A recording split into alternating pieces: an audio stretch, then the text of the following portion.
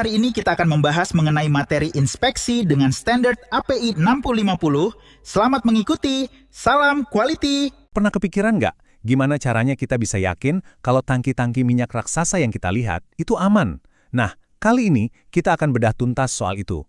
Kita akan masuk ke dunia inspeksi tangki minyak dengan panduan utamanya standar API 650.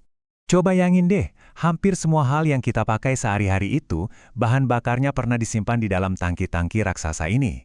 Jadi memastikan tangki ini tetap kokoh dan nggak bocor, itu bukan sekedar pekerjaan teknis biasa. Ini tantangan besar, karena menyangkut keamanan kita semua. Karena kalau sampai ada satu saja kegagalan, akibatnya bisa fatal banget. Kita bicara soal tumpahan minyak yang bisa merusak lingkungan sampai puluhan tahun, kerugian finansial yang gak main-main, dan yang paling parah, bisa membahayakan nyawa manusia. Jadi taruhannya itu tinggi sekali. Nah, pertanyaannya, gimana caranya industri ini mengelola resiko sebesar itu? Jawabannya ada di satu buku aturan yang jadi semacam cetak biru keamanan yang dipakai di seluruh dunia. Dan inilah dia si buku aturan itu. Standar API 650 yang dikeluarkan oleh American Petroleum Institute. Anggap saja ini kitab sucinya para pembangun dan inspektor tangki. Inilah panduan yang mereka pakai untuk mendesain, membangun, dan yang paling penting, menginspeksi tangki minyak dimanapun. Kalau mau disederhanakan, API 560 ini tuh kayak ya semacam Standar Nasional Indonesia atau SNI-nya untuk tangki minyak. Isinya adalah syarat-syarat minimum yang harus dipenuhi. Tujuannya simpel, membangun tangki yang super aman tapi juga tetap masuk akal dari segi biaya.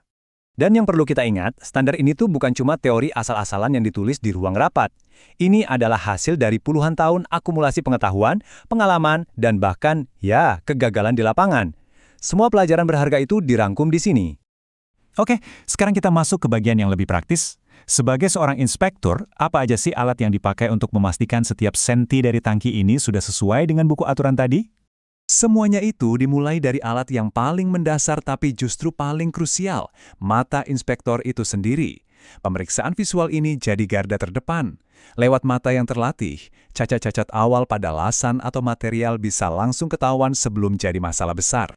Tapi tentu saja, mata kita punya keterbatasan. Kita nggak bisa lihat apa yang ada di dalam sambungan las.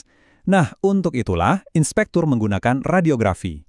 Ini persis kayak ronsen atau sinar X di rumah sakit. Tujuannya untuk memastikan sambungan-sambungan las yang paling penting itu benar-benar menyatu dengan sempurna sampai ke dalam. Terus, gimana cara memeriksa kebocoran super kecil di bagian dasar tangki yang luas itu? Disinilah pengujian kotak vakum beraksi. Caranya unik.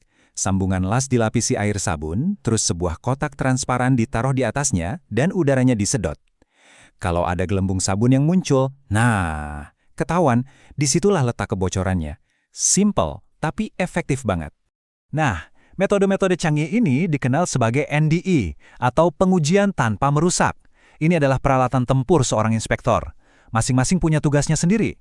Ada radiografi untuk sambungan utama, ada vakum untuk bagian dasar, sampai ada cairan penetran untuk area-area kecil yang rumit, kayak di sekitar lubang nozzle. Satu hal yang penting banget untuk dipahami, inspeksi itu bukan cuma kegiatan di akhir proyek. Bukan. Inspeksi adalah proses yang berjalan terus-menerus, dari awal banget sampai tangki itu siap dipakai. Prosesnya itu bertahap. Mulai dari materialnya datang ke pabrik, itu sudah diinspeksi. Saat tangki dibangun lapis demi lapis, setiap lasan diperiksa. Sebelum tangki diisi, ada tes-tes kebocoran khusus. Dan puncaknya, ada satu tes final yang jadi penentu segalanya. Dan inilah dia ujian pemungkasnya, uji hidrostatik. Jadi, tangki yang sudah jadi itu diisi penuh dengan air sampai ke batas paling atas. Ini adalah simulasi beban terberat yang akan ditanggung tangki nantinya. Kalau dia bisa menahan beban air ini tanpa bocor atau berubah bentuk, barulah dia dianggap lulus dan terbukti kuat. Oke, setelah tangki berhasil melewati semua rangkaian inspeksi dan tes yang super ketat itu, lalu apa? Gimana cara kita tahu kalau tangki ini memang sudah lulus? Jawabannya ada di papan nama ini. Ini bukan sekedar pelang biasa.